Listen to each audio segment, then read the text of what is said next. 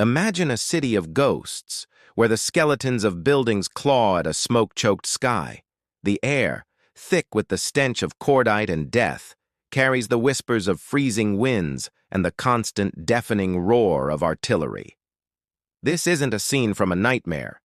This was Stalingrad in the winter of 1942, a city that became the crucible of World War II, where the fate of nations was forged in fire and ice. Welcome back to the channel. Today we're journeying into the heart of one of history's most brutal and decisive conflicts, the Battle of Stalingrad. This wasn't just a battle.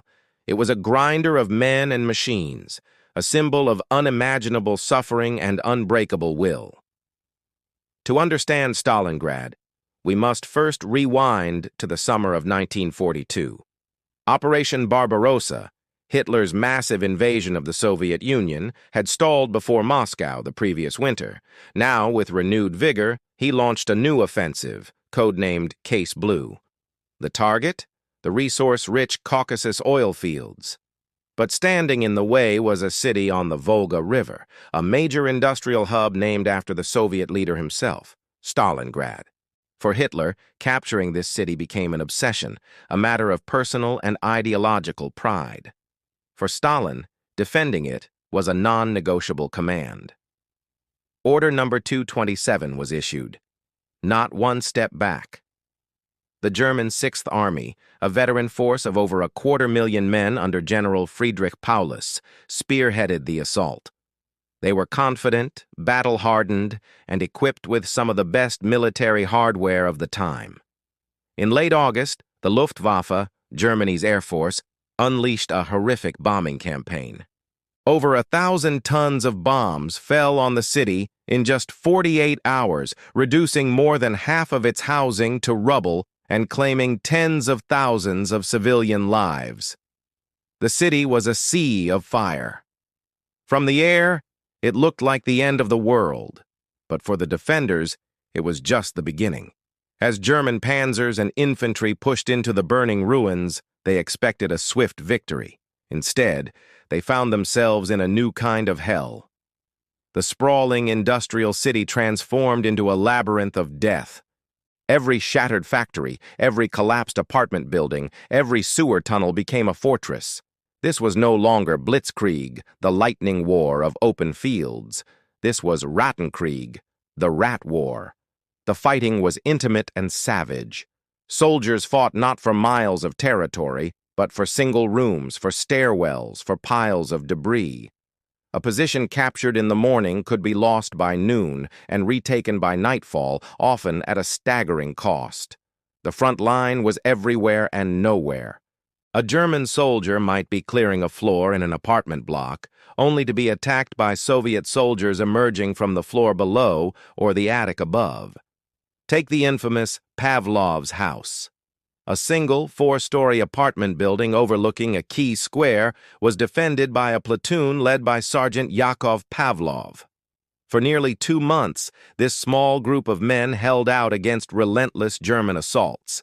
They turned the building into an impregnable fortress, lining it with machine gun nests, anti-tank rifles, and mortars. And they dug a communications trench to connect with Soviet lines and were resupplied with food and ammunition under the cover of darkness.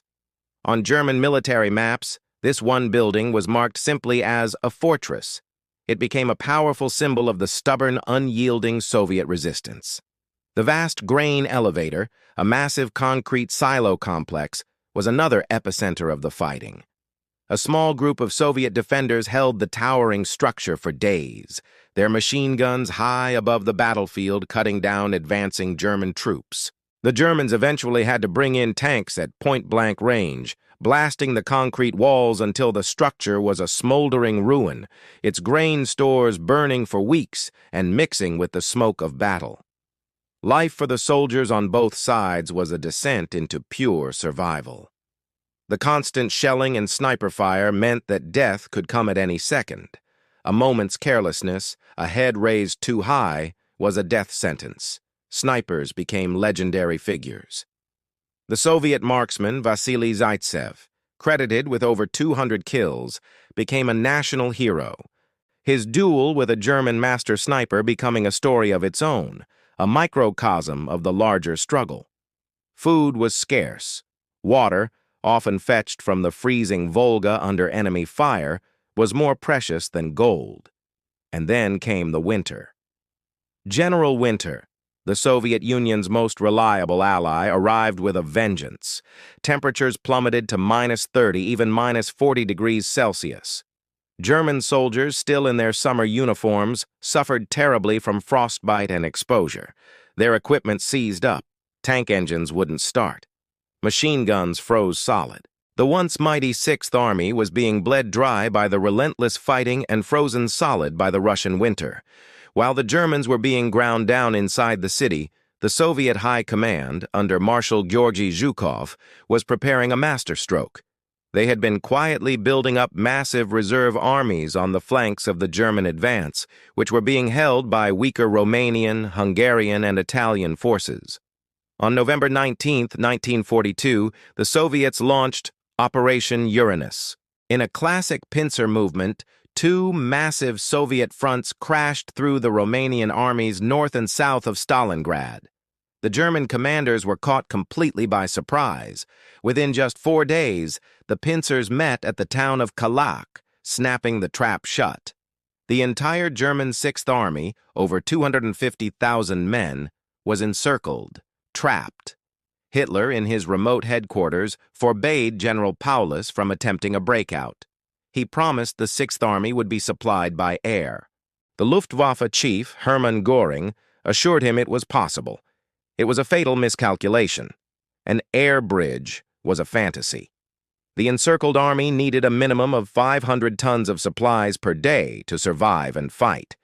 The Luftwaffe, hampered by the brutal weather and fierce Soviet anti-aircraft fire, could barely manage a fraction of that. Inside the pocket, or Kessel, conditions became apocalyptic. Ammunition dwindled. Food ran out. Soldiers were reduced to eating their horses, then dogs, cats, and rats. Starvation and disease became as deadly as enemy bullets. The wounded, lying in freezing makeshift hospitals with no medicine, faced a slow, agonizing end. The proud Sixth Army was withering away. In mid-December, the Germans launched a desperate relief attempt, Operation Winter Storm, led by Field Marshal von Manstein. His panzer divisions fought their way to within 30 miles of the pocket. The trapped soldiers could see the flares of their rescuers on the horizon. Paulus pleaded with Hitler for permission to break out and link up with Manstein. Again, Hitler refused. Hold Stalingrad at all costs, was the order. The relief force was eventually beaten back, and the last glimmer of hope for the Sixth Army was extinguished. The final act was a slow, agonizing process. The Soviets systematically squeezed the pocket, breaking it into smaller and smaller pieces. On January 31, 1943, with his command post in the basement of a ruined department store, a newly promoted Field Marshal Paulus surrendered what was left of the southern pocket. A couple of days later, the remaining northern pocket also capitulated. Of the nearly 300,000 Axis soldiers trapped in the Kessel, only about 91,000 were left to surrender.